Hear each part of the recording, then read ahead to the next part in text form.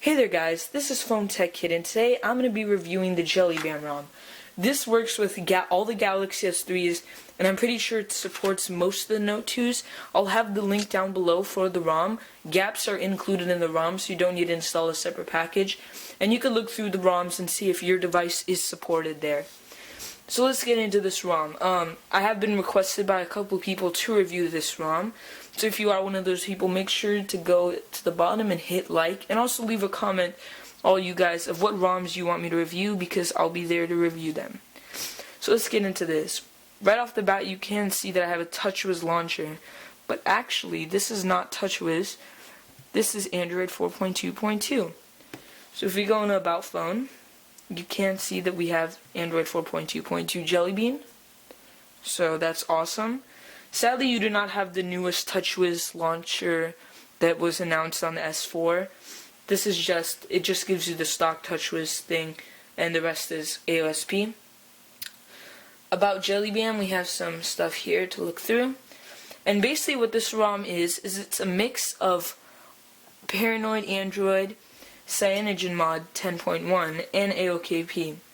So, because that happens, some stuff will be repeating. I haven't seen too much of that. One of the cases is right here, performance. You have two performance options. So, you're not going to be in settings that much, so it shouldn't bother you too much. Just ignore that. We could go through here. We have some wallpaper options. It comes with its own wallpapers, which look really nice. You could go through here, and actually, when you first boot this up, you will be amazed. The boot animation is awesome. Sadly, I do not have time to show that to you, but the boot animation, you'll love it. It is really, really cool in HD. Like, we have themes right here. We go through here. I installed this Touchwiz theme from this Play Store.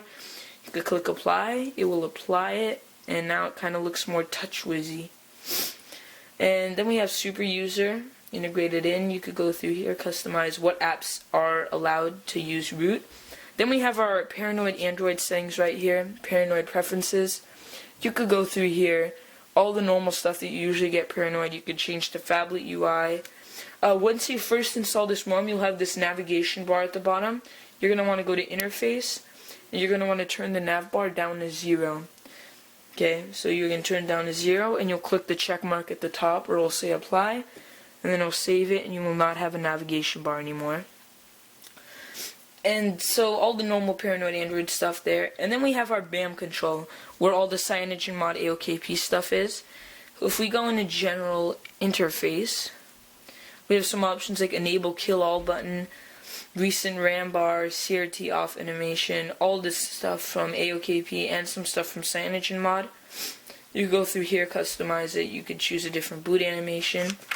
Then we also get Pi controls. If you open that up, you could enable Pi right there, and you could change the colors and all this stuff, go through it and customize.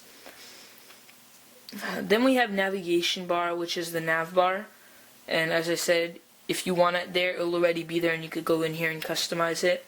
The navigation bar ring, you could also customize that.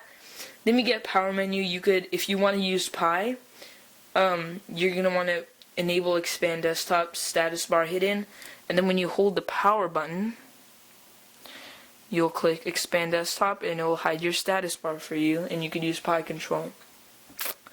Then we have profile switcher, airplane mode, sound panel, all that good stuff for your quick access.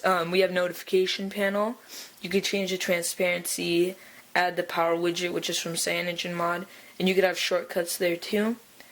Then we have quick settings panel control, where you could go and customize your quick settings.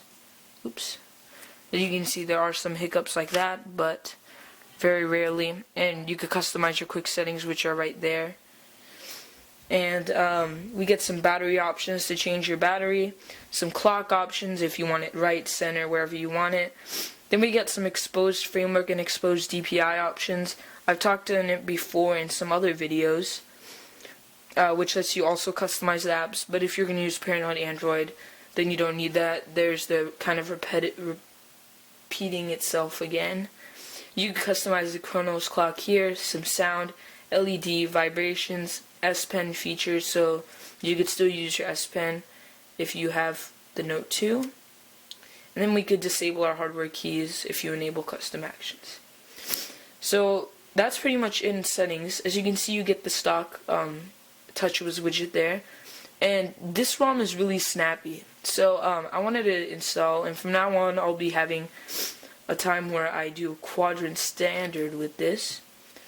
So we're going to go in here and click OK, and we're going to run a full benchmark. So let's just see how it performs. Let me say right away that performance on this does not mean that daily use will be any different. Some problems that I have noticed with this ROM, there are some system UI, maybe it'll crash once every week or something. I've had it crash 2 times in like 6 days, so it's been pretty good for me. After that, it's pretty much it. You have to add your own APN, I think, because I've been getting 3G, which has been a problem. But if you add your own APN, LTE should work. And basically what APN is just search it up on Google. It's really easy to find. As you can see, we're going through this right now. Sorry it's taking so long, but can't do anything about that. Almost done here. So it'll be different if you have a Note 2 or anything, since this is the AT&T S3. All the processors are different, so I just wanted to show you the benchmark. Usually on the Galaxy S3, on this one I get 4,600 on stock. So let's check out what it is here. Yeah, around the same area, 4,500. You could always install a different kernel for your device. As I said before, this doesn't really matter. I could zoom in a little more for you to see, but it does not mean everything. So I'm also going to be doing this new part where I rate it out of 10 stars, and I had to give this ROM 9 out of 10. So why 9? Because it has so many features. You get Touchwiz 4.2.2, everything you want in a ROM, and I find that just awesome. Also, why I didn't give it 10 out of 10 was just the reason that you have to put your APN in, and I had trouble, but it should work with other people because they have not complained. But I've had 3G working, and I am still trying to get LTE working.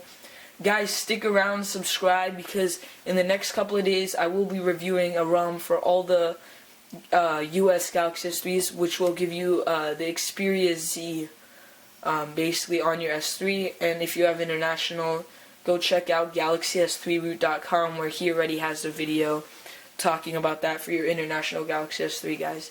So I hope you guys enjoyed this video. Make sure to subscribe for more videos like this, and also thanks for watching.